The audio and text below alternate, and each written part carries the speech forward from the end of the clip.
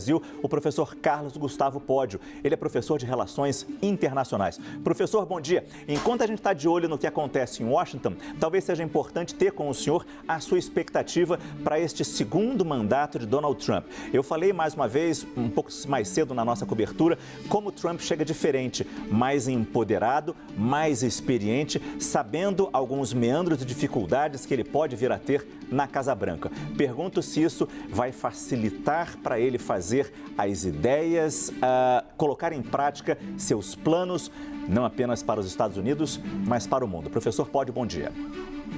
Bom dia, Márcio. Bom dia, Elisa. Prazer conversar com vocês aí na CNN. Só para dizer que eu estou vendo vocês comentarem do tempo, do frio em Washington. Eu estou com uma certa inveja, porque aqui onde eu estou no Kentucky, nós estamos com menos 17 graus agora.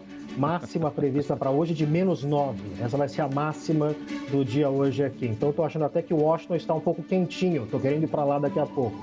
A pergunta do Márcio é uma pergunta importante, Márcio, porque nós temos uma situação muito particular que o Trump assume este segundo mandato, né? Ou seja, um segundo mandato não consecutivo em circunstâncias muito diferentes daquele que ele assume o primeiro, né? Quando a gente normalmente fala de presidentes que são reeleitos, né, presidentes em segundo mandato, é o que a gente caracteriza como pato manco, é uma expressão muito utilizada nos Estados Unidos, né, no Brasil já está também sendo um pouco popularizada, né, na ideia de que o presidente em segundo mandato ele não tem mais tanto capital político quanto tinha no primeiro mandato, porque ele não tem a possibilidade de reeleição, ou seja, os atores políticos, portanto, passam a olhar para o futuro, né, quem será o próximo presidente. Isso faz com que um presidente em segundo mandato perca um pouco aquele capital político que ele tinha no primeiro mandato. No caso do Donald Trump é um pouco diferente, né? Porque ele assume também hoje com um grande capital político, né? Dado que é um segundo mandato não consecutivo. Isso pode mudar um pouco a força que ele vai ter em Washington comparado com outros presidentes que foram reeleitos, como, por exemplo, o próprio Ronald Reagan, que nós vimos aí nas imagens, né? E, além disso, Donald Trump hoje tem um controle sobre o Partido Republicano muito maior do que ele tinha também no seu primeiro mandato, né? Então, isso pode dar a ele mais força. Mas ele entra com uma agenda muito ambiciosa, né? É possível que ele, assim como outros presidentes que estão no seu segundo mandato, foque mais na agenda externa, né? Essa é uma outra característica de presidentes em segundo mandato, né? Eles tendem a focar mais na agenda externa e o Trump tem dado indícios, né? Inclusive, se a gente olhar os tweets, né, que ele tem dado aí nas últimas semanas sobre Groenlândia, Panamá, Canadá, etc., parece que é um indicativo aí que ele deve, de fato, focar mais na agenda externa do que ele focou no seu primeiro mandato, né? Então, isso a gente vai ter que observar também.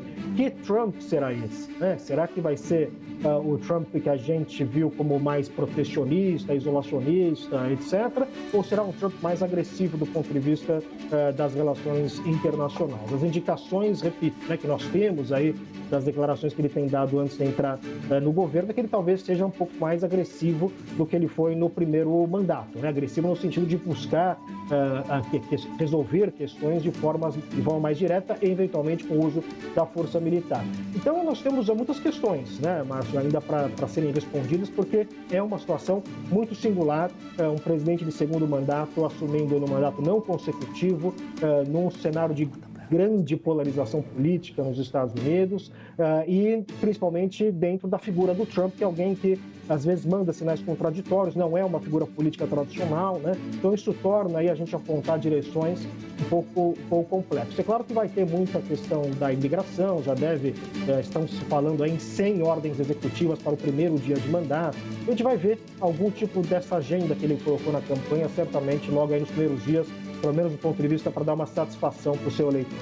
Nós estamos ouvindo o professor Carlos Gustavo Pódio e, ao mesmo tempo, com os olhos conectados com a Blair House, com as imagens, porque em instantes nós teremos este momento que vai ser o primeiro, eu estou dizendo aparição, mas assim, de uma movimentação. Por quê? Como puseram esse corredor, essa lona, esse toldo, por causa do frio que faz neste momento em Washington, pode ser que nós não consigamos ver. A imprensa mundial está posicionada ali. O certo é que está atrasado. Está marcado para as 10h15. Ou seja, 5 minutos de atraso. Começou mal a presidência americana. Tô brincando. Nós estamos aqui, a imprensa toda ali conectada, gravando, transmitindo para todo o planeta e não temos movimentação. Mas o espaço está coberto. Vamos ver como vai ser exatamente essa movimentação. Enquanto nós estamos e seguimos com o professor conversando bastante aqui pelas próximas horas,